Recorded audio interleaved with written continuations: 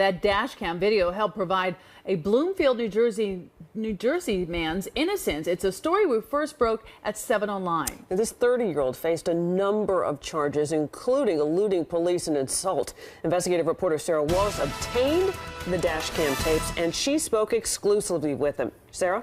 Well, Diana and Sade, quite a turnabout. All of the criminal charges against Marcus Jeter have been dismissed.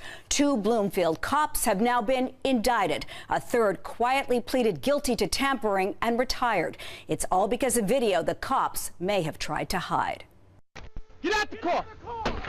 Get out! This is the Bloomfield Police Department's Dashcam video that prosecutors say they never saw when they pursued criminal charges against 30-year-old Marcus Jeter. Notice his hands in the air. He was charged with eluding police, resisting arrest, and assault. And also notice who throws repeated punches. If the tape hadn't surfaced, I was going to be doing jail. The incident began when cops were called to the Bloomfield home Jeter shares with his girlfriend. No charges were filed, and Jeter says he left after briefly talking to officers. they say you were eluding them. When they were behind me with the lights on, I pulled right over, you know. So you weren't trying to escape? No, I wasn't trying to escape. In a video from the first police car, prosecutors did see Jeter stops on the side of the Garden State Parkway. The cops pull out guns. Why didn't you just get out of the car? Because I was afraid. There was a cop on my left with a gun pointed at me, and there was one on my right side with a shotgun pointed. I'm afraid that I might get shot. If you got out? Mm-hmm. The tape not initially turned over is on the dash of a second police car that comes from the opposite direction, crosses the median into ongoing traffic, and then strikes Jeter's car. There is no mention of that in any police report.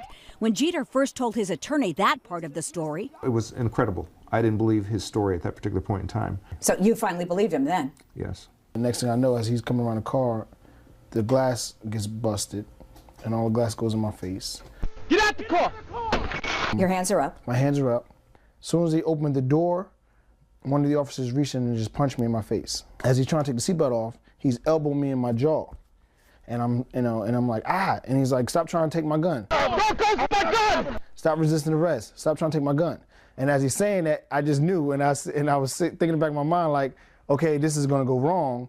Go for my gun! Get down! Stop resisting! Stop resisting! Why are you trying to take my gun? Get off my gun! And right before when they opened the door about to put me in, the officer hits me in the back of the head again. as soon as prosecutors saw this video, they dismissed all of the charges against Jeter. Interesting to note, an investigation by Bloomfield PD's scandal-plagued Internal Affairs Division had found no wrongdoing by police officers. The blame is with the Bloomfield Police Department not providing that tape. If we hadn't had the tapes in this particular case, an innocent man would be in jail today. I'm sure that if this happened to me, it could happen to a bunch of other people, you know. Scary, right? It's a scary situation.